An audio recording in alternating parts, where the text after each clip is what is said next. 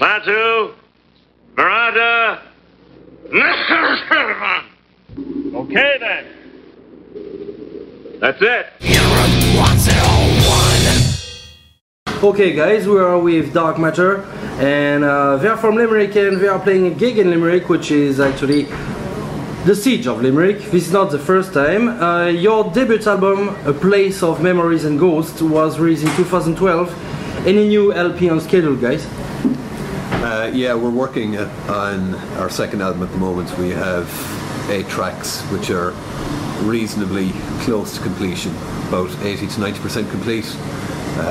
We'll be playing probably 4 or 5 of those tonight, and hopefully in the next couple of months we should finish off that last 10 or 20%, and that should be them hopefully finished. I think at this point we're kind of hoping to get into a studio of some sort, or at least make professional headway on the album early next year. So hopefully 2015 we'll see a second album for us. And we're looking to make sure that it isn't A Place to Go Memories and Ghosts Part 2. We're diversifying slightly, especially in one of the songs which we will be playing later on today, so it's going to be interesting. Which is difficult considering that we're kind of a left-of-field band anyway, so it's very hard to try and break out of a mould that we've already created for ourselves, which is already obscure enough. That's okay, I'll blame you, Mick. Yeah, thanks. Just about that, you label yourself as instrumental post-metal. May you give some insight about this auto-description, such about the reason for being instrumental and your musical influences?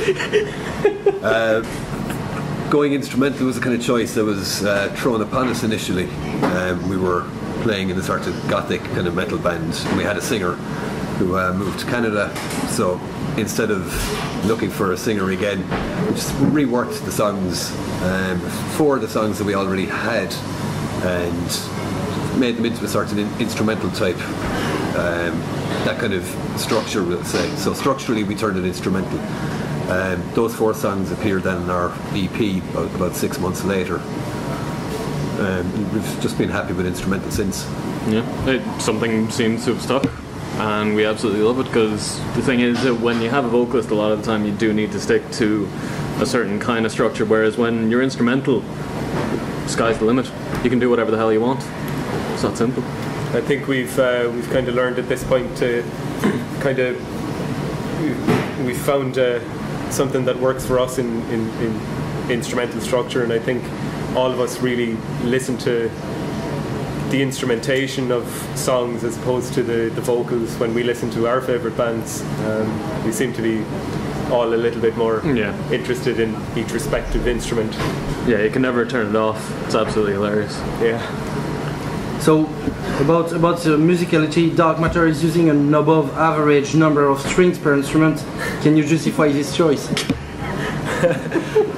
I'm actually the only extended range player. I have a 5-string bass. Yeah, but you're trying to convince Crowley to get the 7-string for ages. Yeah, I've been trying to convince Crowley to move 7-string, but so far it's not working. No. I think at this stage I'm actually okay with it. Yeah, I haven't mastered 6, so I'm not moving on to 7. Oh, brilliant. Okay, you seem to like it here in the Siege of Limerick. May you comment on the festival and its progression since its first edition you were there? I suppose it's come a long way from Baker Place. Like we've been at every siege, whether we're playing or as punters. We've been here for each one, and with each passing one, it's grown in size, grown in stature. The quality of bands that the siege can draw these days for the last 3 or 4 sieges is as good as anything nationwide. Like the last siege back in, was it March or April, was that Primordial? Yep. And like Primordial would be a huge draw on a national scale, so I mean those are the type of bands that the siege are able to get at this point. The numbers also have increased, going from Baker Place, which was a pretty small venue, even though it had 2 stages, it was still quite small. But since moving to Dolan's, it has 2 stages, and even for this siege it has a 3rd stage. So I know Facebook isn't a good guide for numbers and things like that. But I mean, we're looking at probably over 500 people anyway should be here throughout the day, which is excellent because I mean Limerick is pretty small, like. So that's super. What's really amazing to see as well is that over the past 2 or 3 siegers or so, there's been a huge influx of younger metalers. You know, I mean, age 14 onwards. So there seems to be a huge young metal following in Limerick, and I think that's actually what's contributing to the siege, and it's just increasing so much in size every year as a result of these different crowds that are coming in each time. Yeah, for the scene to kind of progress and for it to maintain itself, you do have to bring in the younger audience, because the older heads, they get tired, they get jaded, you know, they leave the scene, so you need somebody to replace those. So it's great having young bands getting a slot like we saw earlier on today, and it's obviously friends of friends, you know, brings the kids in, it's great.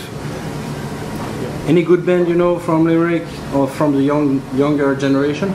We just saw Modesty Made Me a Liar there. Now I knew nothing about them until this morning, like, and they really did well in the warehouse, the main stage, for a bunch of young fellas. Did super job, not lacking confidence, great sound, great stage presence, everything, like, you know, and that's brilliant. Like they seem to have a very good attitude in the sense of kind of gauging their crowd as well, because you know they did a cover of a Black Sabbath cover, which, you know, kind of took me and I suppose the older crowd in, and you know they already entertained the younger crowd with their own original songs, so they seem to have gotten their audience very well. Yeah, they nailed that down. Yep. Yeah. Last question, a bit more general. You more regular lager or craft beers? Personally, I prefer regular beer because I know what I get each and every time. With craft beer, it can be hit and miss. I like craft beer, but it's, you know, I mean, craft beer is all well and good, but you know, I like going into a bar and getting my fucking €3 pint of Tuborg too. You know? The last time I went heavy on craft beer was actually during the recording of the first album, and I'd rather not ever repeat Didn't you that. record a love message to me telling me to fuck off because I was in a nice comfortable bed while you were getting drunk in a field? Yeah, I wouldn't call that a love message, Dave. Yeah. But yeah, craft beer, yeah, some of it is absolutely gorgeous, but they don't have, you know, certain gorgeous ones everywhere. And then, no, the hangovers, no. You know, I think as long as it has alcohol, I'm alright with it. I don't actually drink beer. I much prefer Jaeger. That's it. Jaeger is good as well. This is the sponsor of the festival, no? Absolutely. Okay, how much did it pay you? Like? Please drink Jägermeister. Drink all of the Jägermeister. Okay, Dark Matter, we'll see you on stage later on. Wish you best of luck. Thanks very much. Thank you. Cheers, man. Sound.